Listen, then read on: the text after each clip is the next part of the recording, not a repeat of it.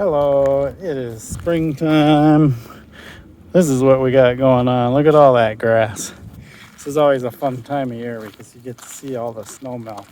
But what this also means is that it's pretty sloppy out. So it's hard to ride in this stuff without getting all wet because you ride through puddles and stuff and the water comes off your tires and gets all over your back and legs and stuff. But I'll probably try to find a few spots that look melted and do some riding, like maybe the banks by that warehouse or something, and do some footage.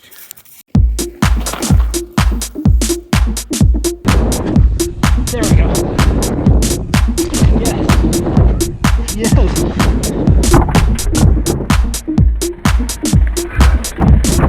Yes. Yeah. Oh yeah.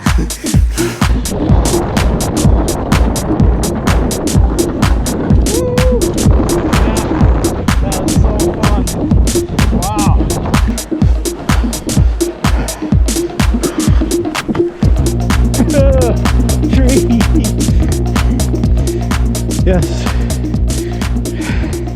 you get to see Biff number 2. Okay, so I decided to grab the 22. That's what it looks like in the sun. I haven't seen it in the sun before. Pretty sweet. I love that purple. So I'm gonna just cruise around on this. I threw the chesty on. No idea what I'm gonna run into or find. Probably not much.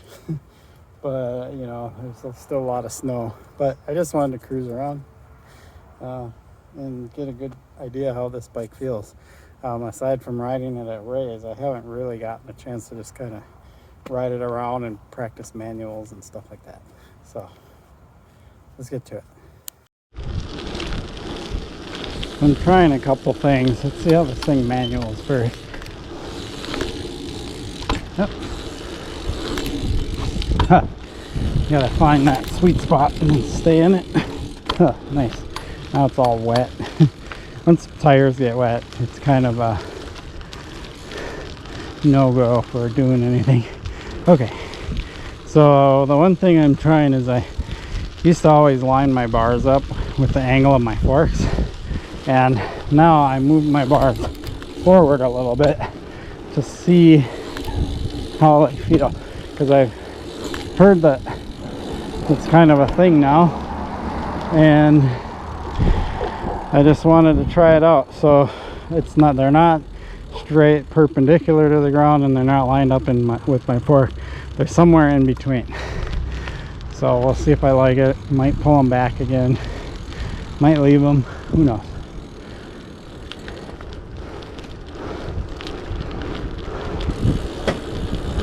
So the the back end of this bike is much shorter than the fit was, so the front end comes up easier. Ah, nice. I just did a manual and then got to that manual cover and bunny hopped it. That was kind of cool. Manual to bunny hop. Oh, the brakes are terrible on this thing. Yeah. All the dogs in the neighborhood start barking.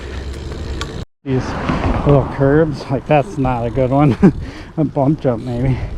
But right now there's still, most of them have snow covering.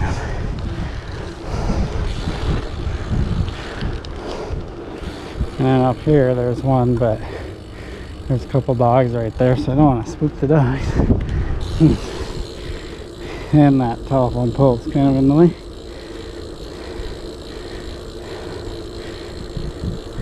This one's too wet, but then there's that one.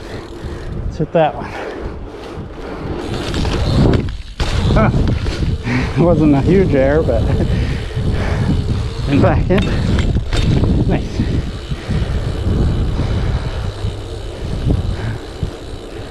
Snow, snow. Yep. This rod, but I'm trying to work on my manuals a little bit. Here we go. We're gonna jump the snowplow. Yeah.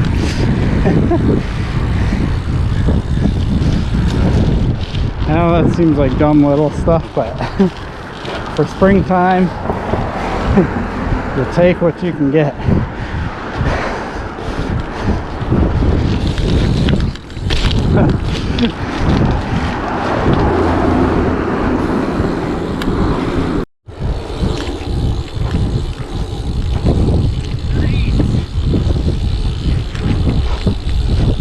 Oh, that was a good manual. Sweet. I even got a commentary from the runner. Said nice. That's pretty funny.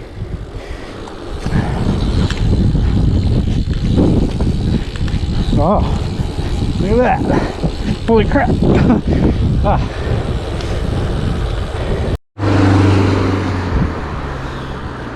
We'll do an Audi ends where we pop back up.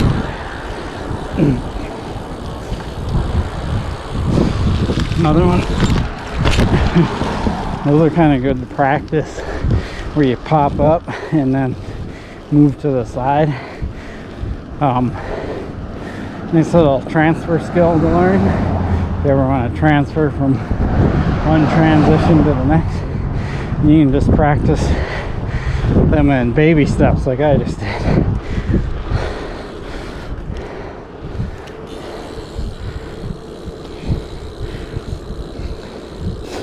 So I'll show you that. I'll hit this and I'm going to pop back out into the street. So even though I was heading kind of that way, I hopped and pulled the bike back out into the street.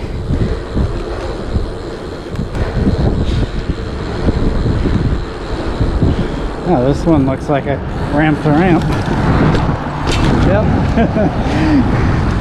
Nice. Too much junk at the bottom of this slope.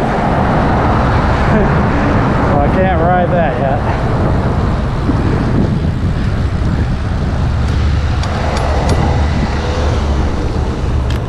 Check out this spot. I believe this is Minnehaha Creek, which runs through all of Minneapolis. And there is the Ditto 1984 AC. Yeah. That's my Purple Rain build. So I'm just out here cruising around in the springtime. It's sometimes, especially a helicopter, it's loud. So it's kind of fun to just cruise around and then do like small things, because I haven't like been riding a ton, especially not BMX style riding, and so it's a good way to kind of ease into it and not just jump in and start doing big stuff. Although going to Rays like I did, you know, was kind of jumping in and doing bigger stuff. But yeah, I like to just ride around, practice my manuals, pop off of curbs, things like that, and just really get a good feel, especially with this bike where I haven't ridden it a ton. It's just a great way to get a feel for the bike. And for us older riders, you want to kind of baby step your way into things. Even if you get a different bike, you want to do that, because it's easier to get injured. Young guys, you know, and gals, they just go out there and huck themselves around and they can crash and handle it and stuff. But when you get older, you learn to kind of slow it down a little bit and take your time getting into things. So there you have it, just a little cruising around. I'm going to cruise around a little more. If I find anything cool, I'll film it. If not, I'll probably end the video here. So let's see what happens. So I did have one more thing I wanted to say. I watched a video and the guys were talking about kind of the bunny hop and how we need to really think of it as a hop and not get so technically into it. So I'm gonna do a how-to on that at some point, but for now I'll just give a brief explanation of what it's all about. And so for so long, this idea, and it's been in my head, and these guys are talking about how it's been in their head, has been around for, there's glass everywhere here. I'm gonna go over to the other side. Over here, where there isn't glass everywhere. Oh, there looks like glass everywhere here too. What is going on? Anyway, so basically the whole idea is that you really want to work on the jump side of the bunny hop with your legs, and your arms are actually coming in secondary. And what's kind of weird is I've always thought of the bunny hop as weight way back, pulled really high on the handlebars, almost like you're going into a manual and then hopping from there, which is a fine technique if you're wanting to learn to hop out of manuals. But for a regular bunny hop,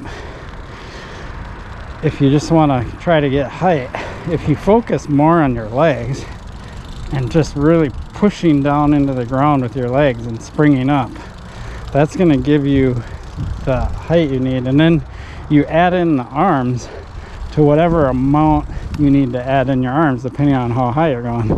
So it's very interesting, because I've been trying it and I noticed that if I just think of jumping,